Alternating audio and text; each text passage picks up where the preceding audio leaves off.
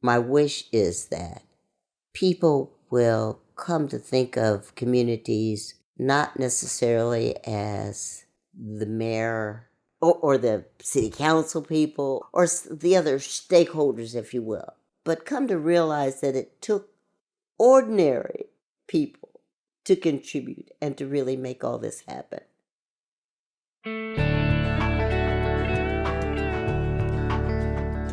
Hello, and welcome to the Art of the Rural podcast. I'm Matthew Fluharty. On this podcast, we gather with artists and culture bearers from across rural America and Indian country to encounter their creative and cultural vision, to hear new stories about life beyond the city, and to be inspired to bridge divides across the places we all hold dear. If you enjoy this conversation, please join us at artoftherural.org, where you can also subscribe to our newsletter featuring resources, gatherings, and lots of links to exciting creative work happening across the country. You can also find us on social and on Substack at Art of the Rural. We are grateful to folks from across the country who've made tax-deductible contributions to Art of the Rural to make this conversation possible, and to the Ford Foundation and Good Chaos Foundation for their support of Art of the Rural's media programs. Today, I'm honored to share a conversation with author, historian, and curator G. Faye Dant. Faye is the founder and director of Jim's Journey, the Huck Finn Freedom Center, an organization with a mission to build cross-cultural understanding by documenting, preserving, and presenting the history of the 19th and 20th century African-American community in Hannibal in northeast Missouri. Faye grew up in Douglasville in Hannibal, one of the oldest African-American communities west of the Mississippi River, and she is a fifth-generation descendant of enslaved Missourians and Civil War veterans. As a community historian and the curator of the Jim's Journey Museum, Faye is compelled to tell these stories of the ordinary and extraordinary Black community, and to honor their experiences on the walls of this groundbreaking museum. This vision powers her celebrated book, Hannibal's Invisibles, released in 2024 by Belt Publishing, the culmination of an Art of the Rural fellowship supported by the Good Chaos Foundation. If you know about Hannibal through the writings of Mark Twain, or from James, Percival Everett's recent award-winning book, then you are in for a treat, as Faye offers the deep and often unseen story of the beauties and complexities of Black life in this community known as America's hometown. So please sit back and relax and enjoy this conversation with G. Faye Dant. And after listening, please be sure to check out her work at jimsjourney.org. Faye, thanks so much for your time today. I'm really grateful for this conversation. And I'm wondering, as a way to kind of open up our time together, maybe talking a little bit about how you frame the story of your own personal journey. You've spoken in interviews about growing up in Douglasville, a neighborhood here in Hannibal that holds the distinction of being one of the first and largest communities in the country founded by formerly enslaved people. And you attended Douglas School until Hannibal Public Schools were integrated in 1959. And I know you've spoken about attending your first protest at the age of 12. And all of those are pieces in a much, much broader mosaic of your experience here in Hannibal. And I guess I'm wondering, as you look back at those formative years, what personal memories and community stories emerge as really significant from that period, and how those experiences can help folks understand the historical and cultural currents of Hannibal today. What feel like really important signposts in your own personal journey here?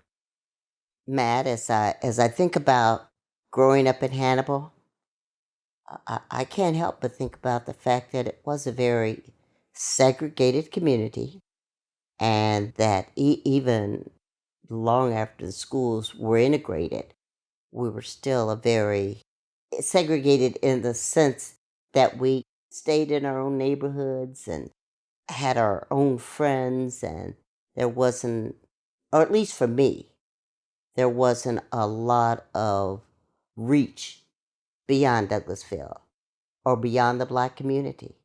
My mom, post-integration, post-Civil Rights Act, was still a maid. My stepfather still worked at a minimum wage job. My brothers still attempted to integrate Hannibal's athletic departments. They were very athletic, and they wanted to play on the Hannibal High School basketball team, and they wanted to play on the football team, and they wanted to run track.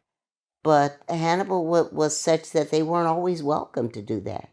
And so it's just always been a struggle, and it's always been the kind of community that there were some barriers to the movement we could have had. As a matter of fact, as I think about that, I've been given that a lot of thought. And one of the things that's come to me is that there are generations of Hannibalians, black Hannibalians I'm thinking about now, that have stayed, that didn't migrate to the Chicagos or the Gary, Indianas, or even St. Louis, that they stayed. Their grandparents were here, their great-grandparents were enslaved here, their parents went to Douglas, their parents graduated from Douglas, they graduated from Douglas, they maybe even graduated from the integrated school, but they stayed, and they made a way, and they made a home here. One of the things I do with Jim's Journey, and I want to always do and always be mindful of, I don't know that they felt like those were sacrifices, but I do want to uplift those people. And I do want to say, thanks for staying and thanks for dealing with it. I'm grateful for this perspective on just like the presence of integration in that moment of your journey. And it makes me think about, being with you on the Hannibal's Invisibles book tour. The way you framed it was really important just for me to hear as well. You said during one of those conversations that Black Hannibalians were not clamoring to go to school with white kids. They wanted equal resources. When we think about regional history and just like how we can better understand that moment in a single community, I think sometimes the more popular narrative of some of these things loses sight of that. That was the goal. That was it. That's all we wanted. In fact, I have a photograph in the museum of a chemistry class at Douglas School. And there were 5 or 6 kids standing around a microscope. And coincidentally, it was the same 5 or 6 kids that then integrated the Hannibal High School. And they walk into the classroom and they have dozens of microscopes. And they had just come from an environment where they had to share whatever the Hannibal public school system deemed Douglas was worthy of receiving. And if it meant 1 microscope, 30 kids had to share, then that's the way it was. But we did it, and they did it, and our teachers encouraged us to learn what we could from whatever resources we had. And so that's what I mean when I talk about a lack of resources. And the fact that we knew it, and it became crystal clear once we made that transition to the white school system. What was it like at that point in your life to be going through that sort of high school experience post-integration, and then to think about what your future was like beyond high school? Like, what was that moment like for you as you were making those important life decisions and like thinking through the prospects? It's not like the counselors at the school said, I see college in your future. It wasn't like we got that kind of encouragement from the school system. We got that kind of encouragement in our homes, in our churches. I got that kind of confidence builder, if you will, from these other sources outside of the public school system. I know it's funny, and I talk about this in the book, Hannibal's Invisibles, because I just happened to like to read. I was encouraged to read. I was the only kid in the family that got books for Christmas and for birthdays. Based on that, there were some real high expectations from me. At any rate, it didn't happen at the school system unless you were an exceptional person. And then it was. The funny thing I've learned doing this research is that the first class that integrated, that was a high school class in 55, something like that. When I looked at the yearbook from that time period, there were 6 Black kids from Douglas that made the Honor Society. That was amazing to me that I mean, you think while it was resourced the way it was, we excelled and we did what we could, and people were taught, people learned. that was really interesting to me. And I know those people. And some of those people are the people that I'm describing that graduated, went to college, came back, and kept contributing to the community in one way or another. And then post high school, you did leave after high school, right? I did. I did. I went to community college here. We had a 2-year school. So I went to the community college. I got a degree in elementary education, then decided I did want more, and I wasn't interested in going to the University of Missouri. So I went away to Michigan. Joel, by that, my husband, also a Hannibalian, also he was a third, fourth generation Hannibal person. He had taken a job with Ford in Michigan, so I decided I wasn't going to Detroit, but I chose a school not so far from Detroit, Rochester, Michigan. It's called Oakland University. That's where I got my undergrad degree. And then we married right after I finished college. I ultimately ended up in Ann Arbor, where I pursued and got a master's degree in planning. If I'm tracking the years ahead, y'all were in Ann Arbor, and then y'all spent some time in Minneapolis and then Chicago, right? Was that, did I have that part right? That's it. You have it just as it happened. Joel was recruited. He was an accomplished human resources person, so he was recruited. We went to Minneapolis, and he went to work for Pillsbury, and then we went to Chicago. When we moved to Chicagoland, 8 years later, he again was recruited, and he went to work for a candy company there. It was called Leaf, but they made Whoppers and Paydays and all that kind of stuff. And we stayed in Chicago then for the next 35 years. Suburbs of Chicago. Why I cannot claim Chicago. You just enjoyed some time in Chicago. Oh yeah, we did, and we had lots of friends in Chicago, and we attended events in Chicago. We just didn't live there. We lived in the northeastern suburbs. My kids, if you can believe this, they went to a high school at the school called Stevenson. 5,000 students at their high school. They were all excellent students and all excelled and, did well. So it was good for them and it was good for us. And then when my husband and I retired from corporate America, if you will, we decided to come back home. His father had bought a farm here, and we came back and built on that farm. I know there's like so much we could talk about your all's life before that moment, but I'm like really curious about you all returning here, because that was I believe it was 2011. 2011, we came back. When you all came back, and then the founding of Jim's Journey was shortly after that. But to have had those experiences, in all of those different places, to have left Hannibal and had all of those experiences, and then to return here, and I'm sure you visited a lot, but like, what did you find as someone who was living here solidly again? What was that transition like culturally for you?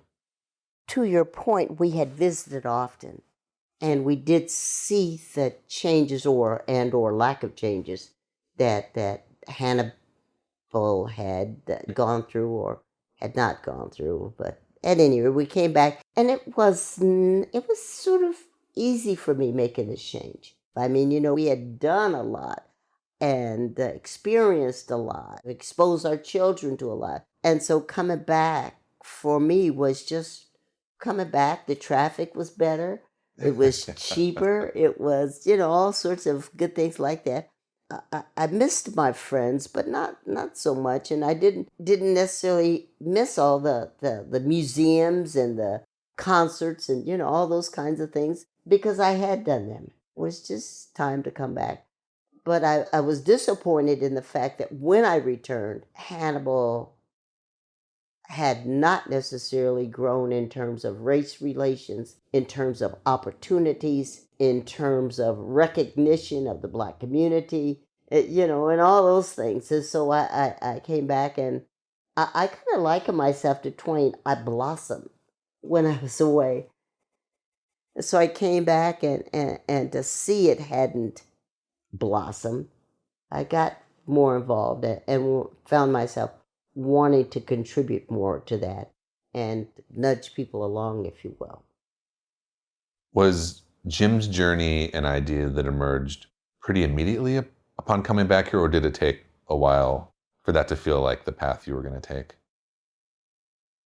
Joel and I, when we came back, we were recruited to be on a couple of boards, and being the kind of people we were and the kind of exposure we had, we immediately got involved in the community.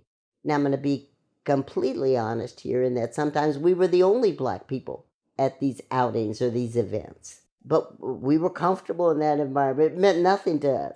Now, I don't know how comfortable or uncomfortable they were, but there we were. I went to one exhibit, and it was called Historical Hannibal. It was all photographs, and one of the things that they had to represent the Black community was a picture of our segregated school, Douglas School. Then they had another picture of our oldest church, 8th and Center Street Missionary Baptist Church. And I approached the curator to say that I think there's more to our story than that. I won't say that he was offended, but he did suggest that if I wanted more, then I should probably go do it. That's kind of got me thinking about a Black History Museum here in Hannibal. What was community support like in those early years as you were building Jim's Journey and as you were beginning to make connections with folks in terms of welcoming in photographs and archives and objects? How did the community relate to this thing that was clearly happening that you were really such a force behind? Black people were very excited and very anxious and very supportive, or else I wouldn't have this abundance of archives, and so much so that I have to rotate things out to get everybody's things on display. The white community, I don't know, I guess they didn't give it much thought. They didn't say, no, you shouldn't do it. I did apply for a grant at one of our banks, our local banks. It was a grant to do a temporary exhibit in 2011. They denied me the grant, saying that they didn't think I'd be around that long. It was about perpetuity. That's the word that they used. At any rate, so I skipped them and I went to the Missouri Humanities Council. And they gave me my first $2,500 grant to start Jim's Journey. So this is, say, like year one of Jim's Journey. These relationships are being built with new folks, rekindled with folks who are part of the community, of your community here. And that all of this is happening in a space where maybe there are institutions or funders who are wondering about, as you said, in their own eyes, the long-term viability of this as an endeavor. Thank you. And I think it's important for folks listening to this conversation to understand as well, like, that a significant part of the economy of Hannibal is run on Mark Twain tourism. And it really honestly blew my mind when I read that. I don't know the exact number, but it's like roughly a little under 200,000 people visit Hannibal every year, right? Every year. As Mark Twain tourists. So that's like such a significant economic force, but like it's a cultural force because there's a certain kind of story the tourism industry probably wants to tell about Hannibal and about contemporary life right now. And I'm just like really curious about how in those early years, but even to fast forward to more recent years, how your work and Jim's Journey fit into that kind of ecosystem. Because I think some folks might hear all of what I just shared and wonder, like, was there resistance to this as an idea at first? Because, Black history and Black lived experience wasn't perhaps a part of the tourism narrative. Was that an accurate assumption, or has that changed? No, it was, they did not necessarily want or care about this story. In fact, I really fought them because I think it would have been a tremendous revenue stream for them to reach out to Jim's Journey and to include me in their list of available resources, if you will.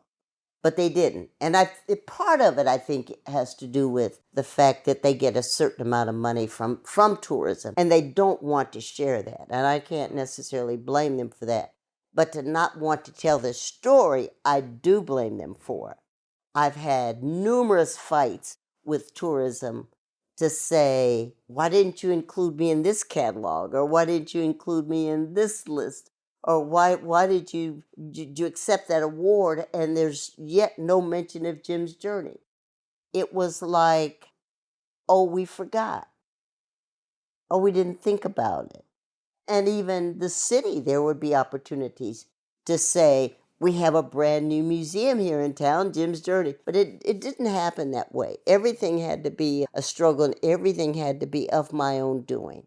I had to reach out to Missouri Life or any of these other publications to update them in terms of what we were doing or what we had accomplished or where we were going or where we wanted to go. I am, to your point, in my 11th year, and it's still, it hasn't changed a whole lot.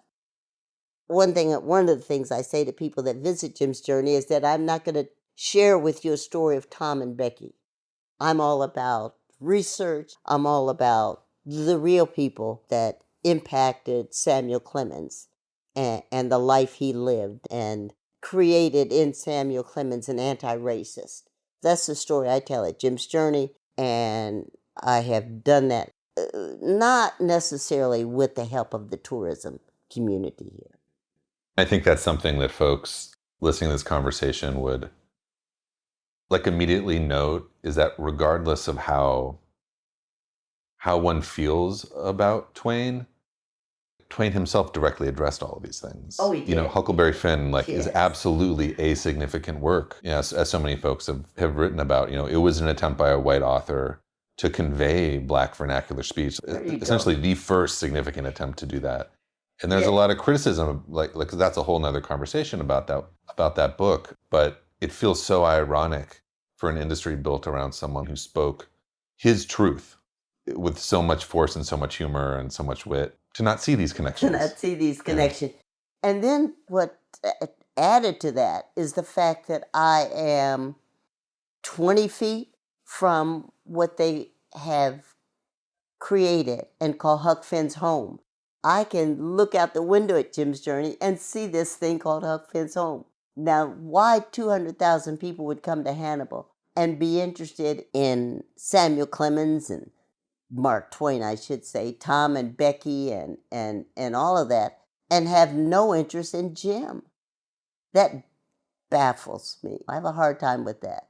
And I would think that they come because they like literature, and that suggests to me that they read, and it's a whole different tourist attraction to even show up here. But then to show up, but not be interested in the entire story that's built around the town and around Samuel Clemens. It's just, I don't know, I don't get that. But let me say in the same breath that I love the people I get.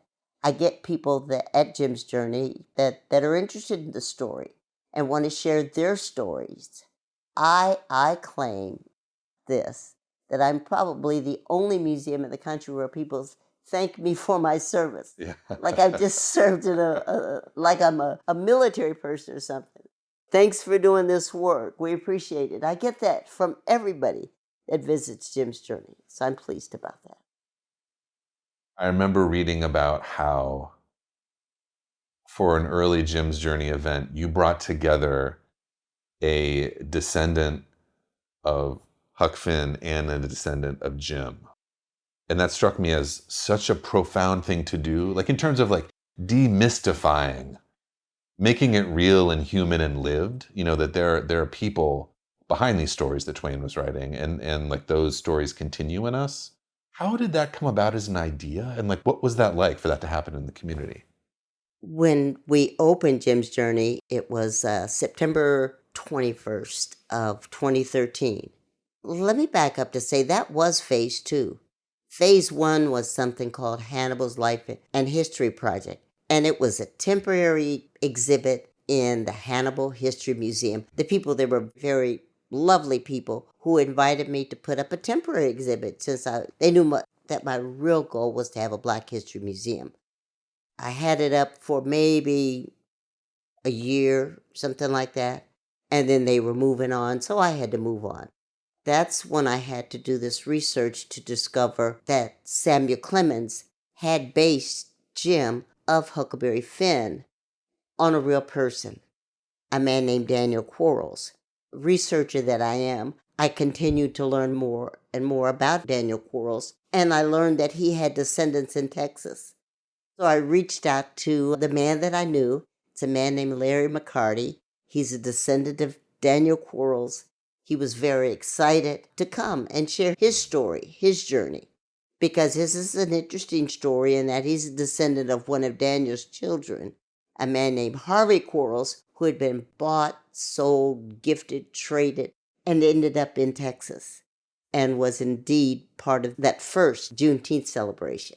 But he was happy to come and to tell that story, and so I was able to present him to the community. And then, this is a little bit odd, but it was a man in the audience raised his hand and identified himself as a descendant of Huckleberry Finn. The family's name is Blankenship, and they still live in Missouri. There are some of them. He came from St. Louis, and there are still Blankenships throughout Missouri. I'll just say that way, this state. At any rate, he self-identified. He agreed to take photographs. It was just a wonderful moment for me to think that here I am presenting to the community Jim and Huck. So I was able to do that. And it was a great experience, and one that won't be forgotten.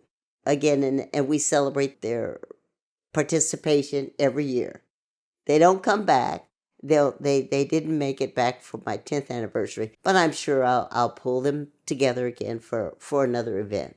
That's such an extraordinary story. Isn't that something? Oh, gosh. That just gives you goosebumps, you know.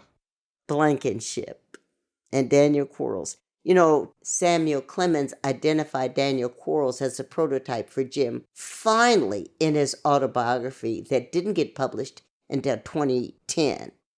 And that was one of the things that bothered this man named Larry McCarty so much, in that while he made this claim that Daniel Quarles was indeed Jim, Samuel Clemens, by not allowing his autobiography to be published until 100 years after his death, it gave McCarty some issues, because I know this is where we come from, and I know this is the man, and so why don't you go ahead and say it, please? At any rate, it was a great event, and one that I love to think about and love to share with people. And again, Jim's journey is phase 2. My phase 1 was this thing called Hannibal African American Life and History Project. It was a temporary exhibit. It was all Black people, all Black photographs of Douglas School graduates and some military people and, school children. There was no connection to Twain. Recognizing that 97% of the tourists that come to Hannibal want to see a connection, I had to pull myself away from that and do that research to make that connection. And so I identified Twain, first white author, to give a Black person, an enslaved person, a presence in his literature, make him a man, a real man, an independent man, a smart man, a father, a husband, all those kinds of things. And so I came to appreciate Samuel Clemens for that. And then I did this other research to learn about some of his other anti-racist kinds of things that he did. And I encourage people right this minute, do not stop with Huckleberry Finn and Tom Sawyer. Read some of Samuel Clemens' essays. That's where you'll get a real sense for the kind of person he was and the kind of author he was. And the fact that not only was he an anti-racist, but he was very philanthropic. He gave a lot back to the Black community. If you can believe it, he had a relationship with Frederick Douglass.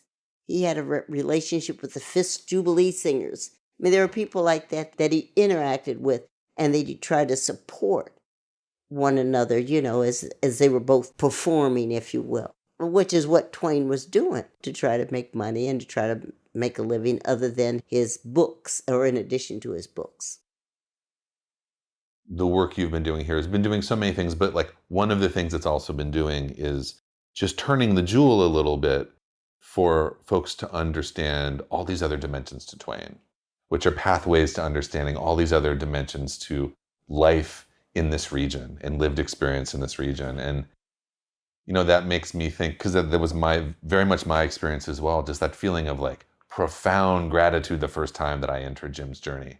I mean, it's overwhelming how palpable that story is in that space, and the kind of invitation that Jim's journey offers to folks, like to make connections and to ask questions. I think sometimes we're in spaces that are not the culture that we come from. We can be hesitant to ask questions. Jim's journey really feels like a space where questions can be asked. You can come in there as yourself and ask questions and make connections and really learn a great deal. I'm sure there's so many points of origin that lead to a book like Hannibal's Invisibles. In 2018, Hannibal's bicentennial celebration, I was recruited the person of color on that bicentennial committee. One person in a sea of other touristy people, and these were touristy people that wanted to see this bicentennial celebration turn out to be something awesome for Hannibal and a big moneymaker for Hannibal. I didn't necessarily come with them to that. I saw it as an opportunity to teach our history and to expose even more tourists and even more interested people in the Black history. One of the things that I proposed, and this is 2018, was that I'm going to be doing a book and I'm going to call it Hannibal's Invisibles, The Illustrated Story. Because I knew that at that point I wasn't necessarily an author, but I was a gatherer of photographs, and I was the person that could actually do the research associated with those photographs and with those people and for those people. So I did Hannibal's Invisibles, The Illustrated Story, Colored Places.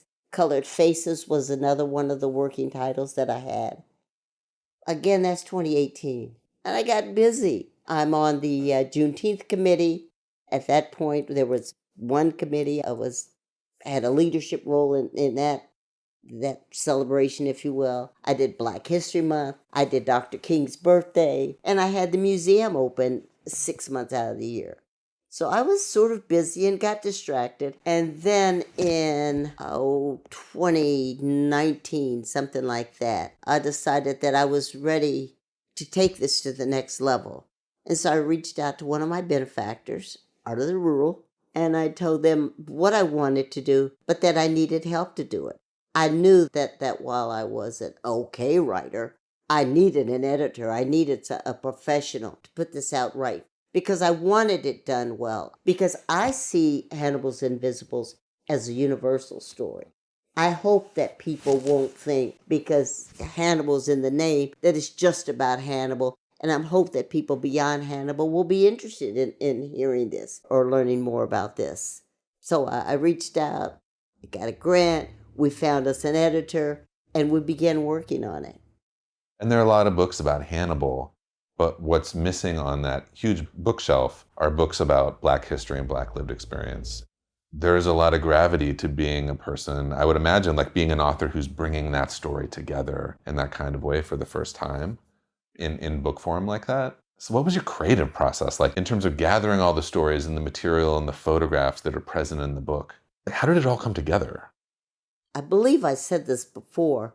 When I started Jim's journey, when I decided to do a Black History Museum, I reached out to the community and folks started donating. Part of what they donated was these photographs, hundreds of photographs. In fact, that book, I think it's over 200 pages, and that represents a lot of photographs. I would encourage people to tell me the stories behind those pictures, behind those photographs. You're going to see a huge section on the military. You're going to see a good-sized section on Douglasville, the homes and the businesses that were there in Douglasville. You're going to see a huge section, obviously, on Douglas School, our segregated school. That school existed for more than 80 years, and it graduated more than 1,000 students. One of the things I was, try to include is to tell people and to expose people to things that represented those communities, those people. Like for Douglas School, I have secured a list of every graduate of Douglas School, and I love that. I have secured a list of, and it could be partial. I mean, somebody will help me out or somebody will correct me or along the way. But every business, Black business that ever operated in Hannibal. I have a list of every minister that ministered at all the iconic Black churches that were in Hannibal. And I've just pulled all that together. I go back to research that I've been able to do, and I did it through newspaper clippings. I did it through death certificates. I did it through our own city directory. Those have been published here since 1859. That's when the first one came out. We are very fortunate that those are digitized. Even more fortunate in that we had a publisher here for about 40 years, a Black publisher, and he published a colored city directory. So I get to know who worked where, who lived where, who were their neighbors, what they were doing. There's even a section that tells me what kind of jobs people had. In our 1927 city directory, there is a list that includes 70 cooks, 90 janitors. It also includes 12 mailmen, 2 nurses, the firefighters, and these are all the Black people. Watchmen, and that was slash policemen that existed at that time. So I get to, just tell folks about that and share all of that information. I had a white female that purchased one of the books, talked about how for her, it conjured up memories of her rural community. And she knows there was only 1 or 2 Black families that lived there. But it made her reflect on what their life was like, something that she had not thought about. I had another woman give me it's actually a painting that her grandmother did of their yard man, is who she described him. But to me, I researched it and I found that he had run for city council person. He didn't win, but he had tried to be a city council person. And by the way, in 200 years, Hannibal's only had 1 Black city council person. And to think that she thought of him as her yard man, and yet to the Black community was way, way more than that. An entrepreneur, a person, a very independent thinking person, and a person that wanted to give back to the community. That's why I did it. That's why I'm hoping people will be interested in reading this story and in learning more about the community that Samuel Clemens started to tell about in some of his literature. You've spoken about the stories in the communities that you feature in the book as being a community within. Correct. You've written about it, about that quality, that regardless of where we're coming from, we can understand and appreciate that. Hopefully also as readers, seeing the universal story that also is running alongside of that. And that feels like a really profound achievement for a work that's coming out of local place to be able to articulate those two things at once. How have visitors to Jim's Journey and readers from beyond Hannibal, how have they responded to this book? What have you heard from readers? I appreciate that comment. Matt, it's been pretty amazing. Black people, of course, love the book and love the telling of the story because for them it conjures up memories of long gone people, long gone places. I had one young woman tell me that her mom won't put it down. She brings it to the breakfast table. She takes it. It's always kind of beside her. This is, again, a 90-year-old woman who's enjoying seeing her people have some presence, have a meaning in the history of Hannibal, in the place where she's called home for 90 years. She showed her daughter and her grandchildren her name in the list of graduates from Douglas, her husband's military photograph. It's all those kinds of things that make it very real. I had a white woman from someplace in Illinois. She got back to me to say that for her, it made her go back to their family photographs and say, I wonder what I was thinking when I was 6 years old, or how I was looking, or what my life was like then. And it just made her reflect on that a little bit. That's kind of one of my hopes. It just makes you be more thoughtful about your life and your life experiences and how different they were from your neighbor, if you will. We've seen how the book has had these powerful impacts for folks. For you as a writer and a researcher, was there a significant moment in the creation of the book that stands out to you as a moment where it had that same quality of transcending itself, becoming more than just a book? Like there was something really human and lived?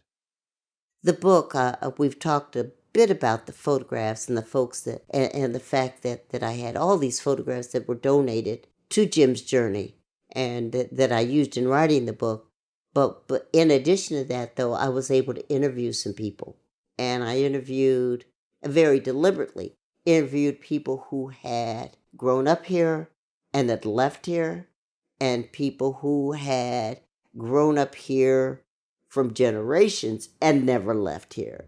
That's been interesting. It's been kind of an eye opener for me because even the people that have left and I will say this, very accomplished people. One of the people in the book that I interviewed was an assistant attorney general. He was appointed to that position by Bush, baby Bush, gave him that job. And then I had one very accomplished treasurer of a major Fortune 100 company. And I had, some very accomplished people that have left Hannibal and that I was able to reach back to. They were all able to tell me how their life experience here impacted them and contributed in some way to their success. The attorney general that I mentioned, he talked about how he had a history teacher at Douglas that taught him Black history way before it was popular. He knew about the Tulsa riot. He knew about some things that they weren't teaching, and he was never going to get at the Hannibal public school system, the integrated school system. And, he was able to share that with me. The treasurer that I mentioned to you, he told me about his first job at one of the hotels here, a big hotel. It's called the Mark Twain Hotel, as a matter of fact. It was where Samuel Clemens would stay when he visited Hannibal. At any rate, his grandfather was a cook there, and he loved working there because it meant on Sundays he would get this fabulous food that his grandfather never cooked at home, shrimp cocktail. He'd never got at home, but he'd get because his grandfather was a chef and he was an employee at the hotel. And that was part of his life experience and part of what he recalls about growing up here and working here and living here and then leaving here. He was also, he's a very accomplished man. He's one of the first guys. He got an offer from West Point and from the Air Force. He got offers from both of those institutions to attend school. And then there are people that stayed. One woman that stayed, she turned out to be a pastor here. She graduated from college and went to work for a Social Security company, Social Security Administration, just didn't leave. Married a Hannibal man. They raised their children here. But she told a story about growing up in a household that, was very crowded and this and that. Ultimately, though, we learned that the man who owned this house was a cousin to one of the famous jazz singers. But at any rate, the reach that some of these people had that they weren't aware of, all those kinds of learnings, those have been good. And it's been a good experience based on that. And my book, I know, is in Australia, and I know it's in we get the Viking tourist ship in. And these are tourists from all over the world. And they come in and they purchase the book. And so it's fun to think about my stories or these stories being told in parts of that part of the community. One woman promised to introduce it to her book club, things like that. So it's been good. Something I've really appreciated with all of your work is the way in which, we can understand history as a pretext for the future. Jim's Journey is celebrating its 11th year as the book Hannibal's Invisibles is, at this point, circulating all around the world, and certainly here on this continent, really making an impact with readers and communities. I'm wondering what you hope for the stories that can be told about this community in the next 10 years. If we're looking back 20 or 30 years from now, what's your hope for this community in the next 10 years? How it can grow and develop?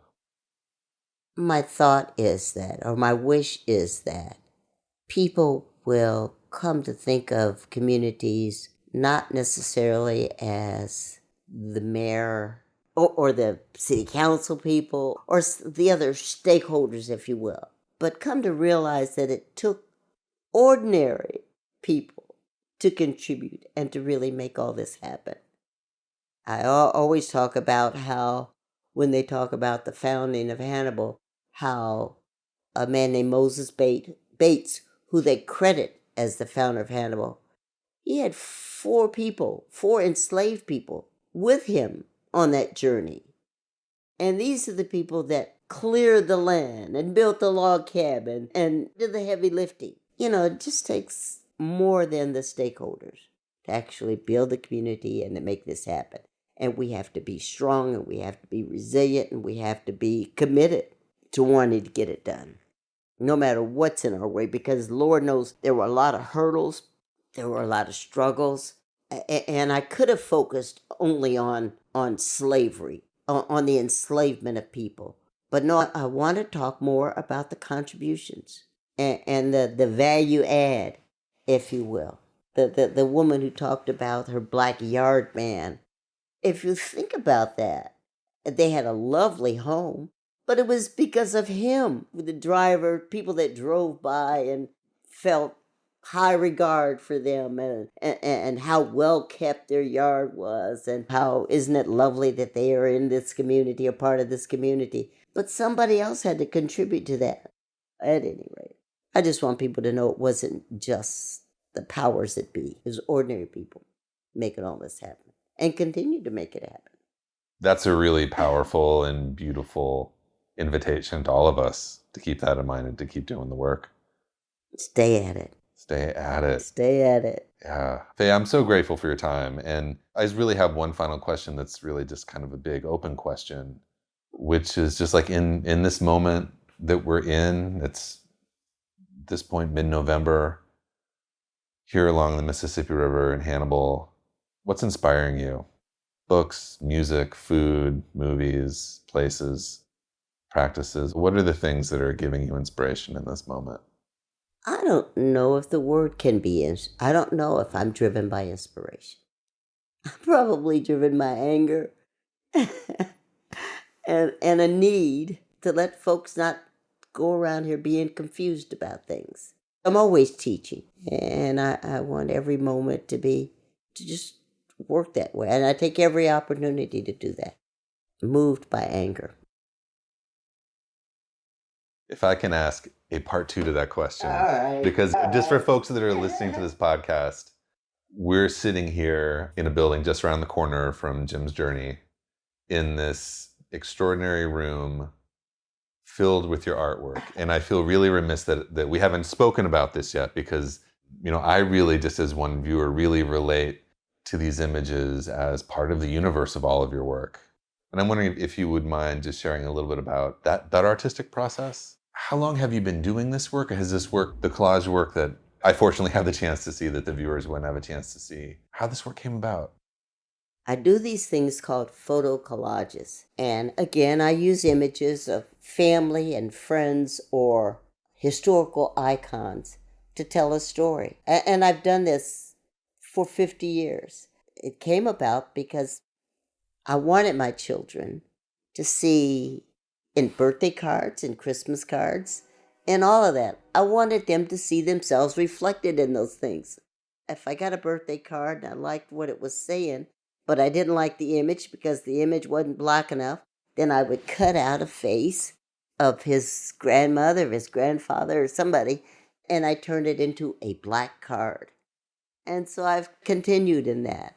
When we came back to Hannibal, there was a local art gallery, and I thought I would like to have some of my work displayed in that gallery.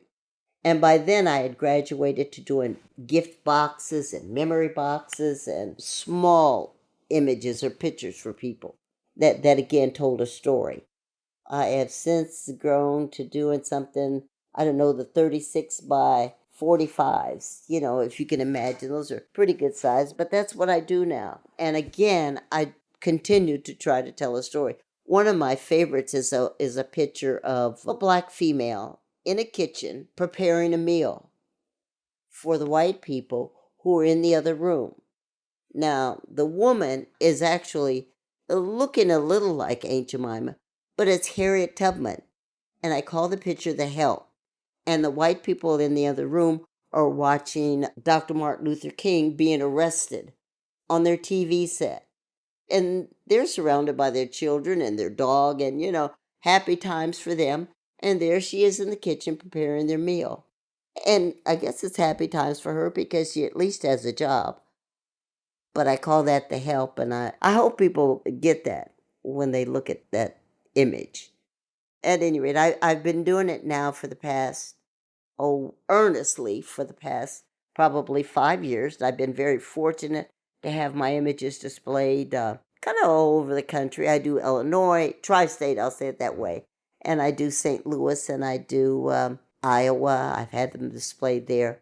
I do it, and I do it for me. None of my images are for sale, but I want people to see them because I want them to, again, make them think a little bit about the message I'm trying to give them about life in another time. Faye, thank you so much for your time Thanks, today. Matt.